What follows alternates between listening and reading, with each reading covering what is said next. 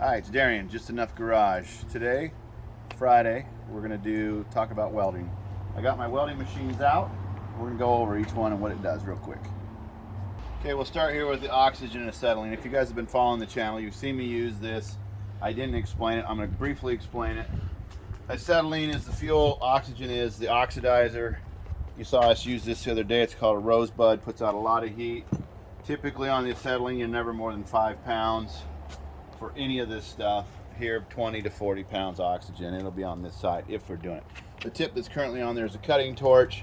It gets going, you hit the oxygen and that blows out the fuel. Here I've got some smaller tips for welding. This is a triple lot. It has to do with the size of the orifice. This is a single lot. These are both number 1s. That one is filthy. I got these out of my toolbox. This is a number 4. So the other day when we were doing the exhaust, I could have gas welded it with that, but we did it with the wire, and we'll explain that. This is a little B acetylene. You would do this for like copper piping. The oxygen comes in this case, it's fuel only, and then the oxygen comes into the torch, and it works pretty good. It's a little bit dirtier than a butane or something would be. Let's talk about this. I use this one a lot. This is my Miller. I bought this brand new from the store. It's a 210. I would have to say 15 years ago. What it has is a wire. I've got 035 wire on there, and that has to do with the diameter. And then I buy the little spools because I don't use it enough to go through a big one. Anyways, in here is a chart. It'll tell you what material wire. I have argon and carbon dioxide on there, and then it'll tell you the thickness of your wire, the thickness of your metal, and it'll tell you how to set it. So a very simple machine to use. If you are a beginner, this might be something a little bit bigger. It runs off of 220 volts, which I've wired into my shop. And it uses a big plug like this. You set your heat range, then you set your wire feed, and that's it. It has an option for a gun. If I wanted to do stainless or aluminum, I could buy the gun for that. Let's talk about this machine. This has been painted gray, but it used to be orange. I think it was an Airco. This is a gas-driven machine. Let's start at the back when you get a chance, Mary. It's a 2-cylinder Onan. Let me show you this. It's a 2-cylinder Onan. It's old, okay? Gas driven.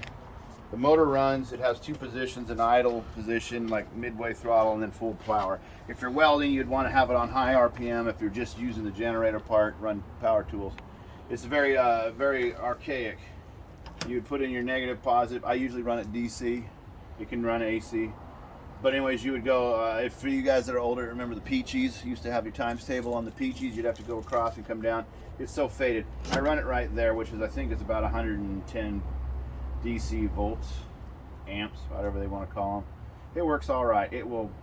This has a 100% duty cycle. This has a 100% duty cycle. That is how long it can run. So if in an hour, if it has a 50% duty cycle, 30 minutes, then you got to let it rest 30 minutes. These machines will run. This is a cute little tombstone that I actually bought for Mariana a few years ago. She was doing some welding at the school and needed some practice. I paid, I think, what, $175, $125. We got a cool old welding helmet too from the 40s. The guy bought it new. It's a 1962 model, and you say, well, Darian, you could have gone and bought a brand new one for the same money. You're right. This is going to have 2 or 3 times the amount of copper in it as the newer stuff. So you're getting a better value when you're buying an old machine like this. This is as heavy as can be. Anyways, the old guy bought it new. He was delighted to see that a young girl was taking interest in it. It's a machine that runs on 220 volts as well. These are sometimes called a buzz box. Sometimes they call them a tombstone because of the shape. It runs just like a dream. It's a great machine. We use it rarely. The last machine this is a modern machine. I bought it for one job I needed. It was inside. It's 110 volts. So this can run on an extension cord. You could run it on that generator if you needed. You could take it where you need to go.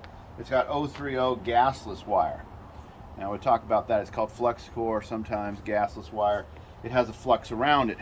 This machine is what's got a hard wire in it, and then there's a shielding gas to keep the impurities out. These 2 rods, I did not forget about them. These are old-timey 6011 and 6013. This is 1/8 inch, and I think that's, well, anyways, this is 1/8 inch. 332, I think they call that. These are on here. See, there's no gas. So when you're welding, this flux will come off. And if you remember last week, I showed the hammers. and we had a chipping hammer. This would be the flux that you would be chipping off. That has some flux on it, but it doesn't really chip the same way. Anyways, that's my welding machines. Time to time, you'll see me use each one of these. They all have a different purpose. This one's great. I can put it in the back of my truck and I can go, and it'll do everything I need it to do. It's heavy. I use my engine picker. The exhaust system I put on there just because it is so noisy. If you've ever run one of these Omens, you'll know how noisy they are. The Tombstone's a great one. If I wanted to weld some cast iron or something, I could do that with some nickel rod. That one's great if I wanted to bring it out and do some light body work. I haven't shown that one yet, but it's available.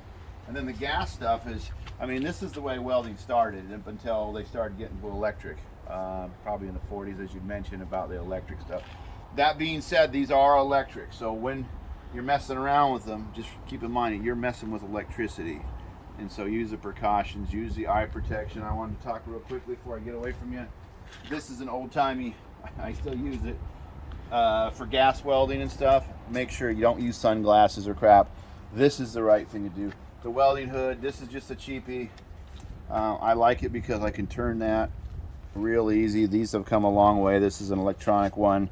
As soon as you strike an arc, it'll go. If you're up underneath somewhere, you want to make sure that's available, otherwise you'll flash yourself. And yeah, to light the gas, you got a striker. Don't use a lighter or anything. And I think that's about it for welding. I'm not going to show you any of the actual welding. There's lots of videos on that, but I am going to show you what I have, what I get things done with, and my kind of collection. I do like the older equipment, just because I feel like the copper and the way it was put together, made in the USA sort of stuff. So if you're out in the market, keep that in mind. Go with a good brand.